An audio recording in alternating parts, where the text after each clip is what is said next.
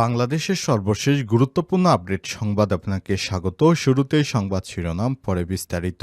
শুরুতেই জানাবো, পুলিশকে অটোরিকশা ঝুলিয়ে 1 কিলোমিটার টেনে নিয়ে গেলেন চালক। গাজীপুরের শ্রীপুরে পুলিশ সদস্যকে অটোরিকশায় ঝুলিয়ে ঢাকা ময়মনসিংহ মহাসড়কের 1 কিলোমিটার এলাকা চালিয়ে নিয়ে যাওয়ার ঘটনা ঘটেছে।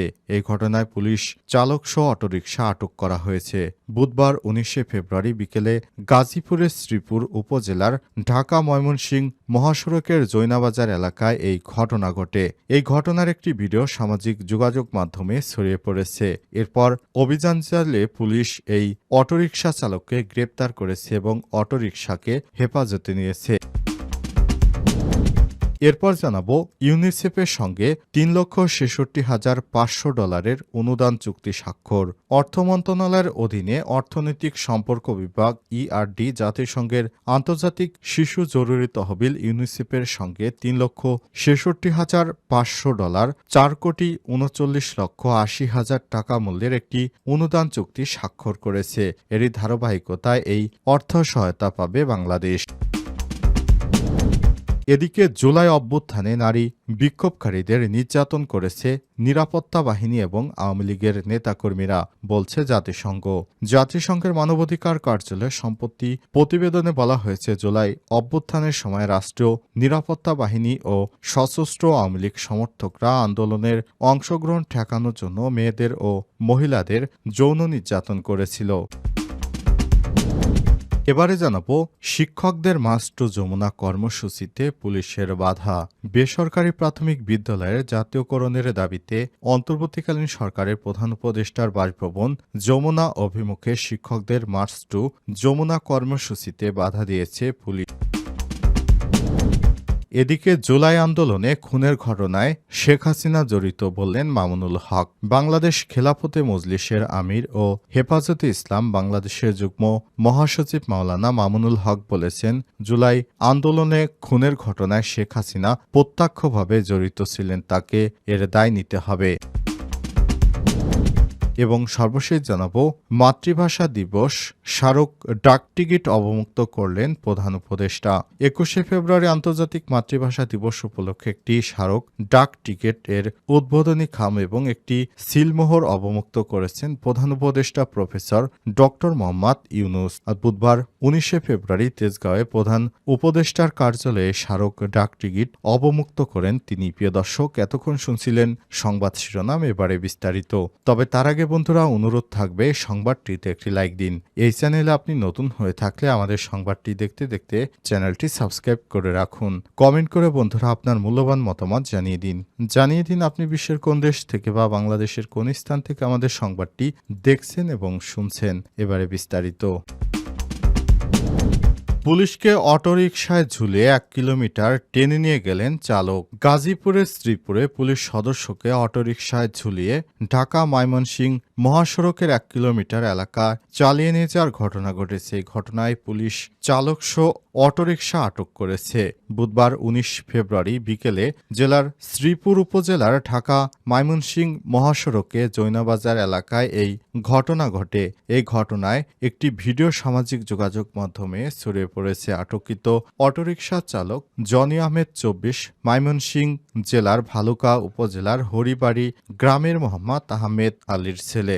মাওনা হাইওয়ে থানার কনস্টেবল কমল দাসকে 1 কিলোমিটার এলাকায় ঝুলিয়ে নিয়ে যায়। পুলিশ কনস্টেবল কমল দাস বলেন, ঢাকা ময়মনসিংহ মহাসড়কে নিয়মিত অবৈধ অটোরিকশার বিরুদ্ধে অভিযান পরিচালনার অংশ হিসেবে বিকেলে উপজেলার জৈনাবাজার এলাকায় অভিযান চলাকালে একটি অটোরিকশা যাত্রী নিয়ে আসে। থামানোর জন্য অটোরিকশাকে সিগন্যাল দেওয়া হয়। রিকশা থামানোর পর চাবি নেয়ার চেষ্টা করলে সঙ্গে সঙ্গে অটোরিকশা চালাতে শুরু করে। আমি অটোরিকশায় ওঠার চেষ্টা করি, কিন্তু চালক রিকশার গতি আরও বাড়িয়ে দেন।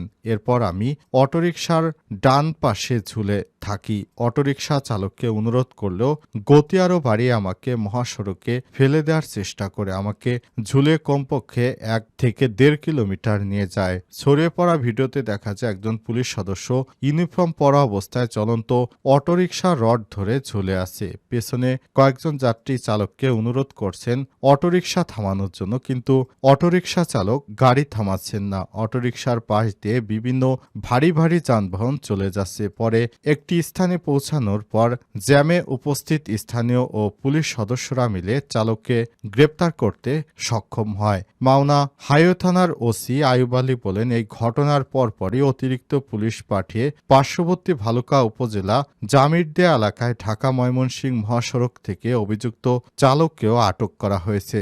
জব্দ করা হয়েছে অটোরিকশা। এ বিষয়ে পরবর্তী আইনি পদক্ষেপ প্রক্রিয়াধীন। ইউনিসেফের সঙ্গে $3,66,500 অনুদান চুক্তি স্বাক্ষর। অর্থ মন্ত্রণালয়ের অধীনে অর্থনৈতিক সম্পর্ক বিভাগ ইআরডি জাতিসংঘের আন্তর্জাতিক শিশু জরুরি তহবিল ইউনিসেফের সাথে $3,66,500 $4,39,80,000 টাকা মূল্যের একটি অনুদান চুক্তি স্বাক্ষর হয়েছে। উন্নয়নের জন্য মূল্যায়ন সক্ষমতা বৃদ্ধি শীর্ষক চুক্তিটি গতকাল স্বাক্ষরিত হয়েছে, যা পরিকল্পনা মন্ত্রণালয়ের অধীনে বাস্তবায়ন পর্যবেক্ষণ ও মূল্যায়ন বিভাগ ইএমইডির 3 বছর মেয়াদী প্রকল্প বাস্তবায়নে অবদান রাখবে। বুধবার এখানে ইআরডির এক সংবাদ বিজ্ঞপ্তিতে বলা হয়েছে, এই প্রকল্পের সামগ্রিক লক্ষ্য হল টেকসই উন্নয়নের জন্য প্রমাণভিত্তিক, দক্ষ ও কার্যকর বিনিয়োগকে প্রাতিষ্ঠানিকীকরণের জন্য সরকারি সংস্থাগুলোর মূল্যায়ন সক্ষমতা বৃদ্ধি করা। ইআরডির সচিব মোহাম্মদ শাহরিয়ার কাদের সিদ্দিকী এবং ইউনিসেফ বাংলাদেশের কান্ট্রি প্রতিনিধি রানা ফিলাওয়ার্সও চুক্তিতে স্বাক্ষর করেন। স্বাক্ষর অনুষ্ঠানে ইআরডির জাতিসংঘ শাখা এবং সংশ্লিষ্ট সরকারি সংস্থাগুলোর প্রতিনিধিরা উপস্থিত ছিলেন। শিশু অধিকারের উপর গুরুত্ব আরোপ সহ বিভিন্ন ক্ষেত্রে ইউনিসেফ বাংলাদেশকে দীর্ঘমেয়াদী সহায়তা দিয়ে আসছে। ইউনিসেফ দেশব্যাপী মানবিক কর্মকাণ্ড ও উন্নয়ন কর্মসূচিতে সহায়তা দিয়ে আসছে। জুলাই অভ্যুত্থানে নারী বিক্ষোভকারীদের নির্যাতন করেছে নিরাপত্তা বাহিনী এবং আওয়ামী লীগ, বলছে জাতিসংঘ। জাতিসংঘের মানবাধিকার কার্যালয়ে সম্প্রতিত প্রতিবেদন বলছে, জুলাই অভ্যুত্থানের সময় রাষ্ট্রীয় নিরাপত্তা বাহিনী এবং সশস্ত্র আওয়ামী লীগ সমর্থকরা আন্দোলনে অংশ নেওয়া মেয়েদের ও মহিলাদের যৌন নির্যাতন করেছিল। জাতিসংঘের মানবাধিকার বিষয়ক হাই কমিশন OHCHR কার্যালয়ের তথ্য অনুসন্ধান প্রতিবেদনে বলা হয়েছে, মহিলা বিক্ষোভকারীদের উপর শারীরিক আক্রমণ প্রায়শ মুখ, বুক, শ্রোণী এবং নিতম্বের মতো নির্দিষ্ট শরীরের অংশগুলোকে লক্ষ্য করে হত, কারণ অপরাধীরা কেবল ব্যথা দেওয়ার জন্য নয়, বরং স্পষ্টতই নারীদের লিঙ্গের ভিত্তিতে অপমানিত ও অবমাননা করার চেষ্টা করেছিল। OHCHR গত 12 ফেব্রুয়ারি জেনেভা অফিস থেকে 2024 সালে জুলাই অগস্টের বিক্ষোভের সঙ্গে সম্পর্কিত মানবাধিকার লঙ্ঘন ও নির্যাতন